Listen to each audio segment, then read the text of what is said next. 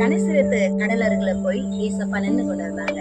அவரை பார்த்தது திரளான ஜனங்கள் அவருடைய வாயிலிருந்து வர்ற வார்த்தையை கேட்க ஆசையா போயிருந்தாங்க. கடல் அருகு 2 படகுகளை பார்த்தாரு. அதுல ஒரு படகுல ஏறி வார்த்தையை பேச ஆரம்பிச்சாரு. அது யாருடைய படகு தெரியுமா? சீமோன் பேதுருவோட படகா இருந்துச்சு. பிரசங்கம் பண்ணி முடிச்சதுமே கடலின் ஆழத்துல போய் வலைகளை போடுன்னு பேதுருட்டு சொல்றாரு. உடனே பேதுரு சொல்றாரு, முழுவதும் நான் பிரயாசப்பட்டேன், எனக்கு ஒன்றுமே கிடைக்கலன்னு சொல்றான். ஏன்னா அன்றைக்கு ராத்திரி முழுவதுமா அவன் மீன்களை பிடிக்க வலைகளை போட்டு ஒன்றுமே கிடைக்கல, பிரயாசப்பட்டு ஒன்னும் இல்லைன்னு கவலையோடு சொல்லும்போது, ஆண்டோடைய வார்த்தையின்படி மறுபடியும் கடலின் ஆழத்துல போய் வலைகளை போடும்போது வலைகள் கிளியத்தக்க திரளான மீன்களை பேதுரு பிடித்தார். லூக்கா எழுதின சுவிசேஷம் 5வது அதிகாரம் 6வது வசனம் சொல்லுகிறது, அந்தபடி அவர்கள் செய்து தங்கள் வலை கிளியத்தக்கதாக மிகுதியான மீன்களை பிடித்தார்கள் என்று. பிரயாசப்பட்ட ஒவ்வொரு காரியத்திலும் பலன் இல்லைன்னு நினைக்கிறீங்களா?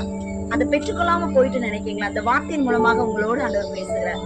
நிச்சயமாக ஆண்டுடைய வார்த்தைக்கு கீழ்ப்படிங்க. நீங்க நினைச்சு கூட பார்க்க முடியாத ஆசீர்வாதத்தை கர்த்தர் உங்களுக்கு கொடுப்பார். நல்ல ஒரு செழிப்பையும் நல்ல நன்மைகளையும் கர்த்தர் உங்களுக்கு நிச்சயமாய் கொடுப்பார். ஆனா ஆண்டுடைய வார்த்தையை கீழ்ப்படிங்க. இந்த வார்த்தையின்படி கர்த்தர் உங்களை ஆசீர்வதிப்பார். God bless you.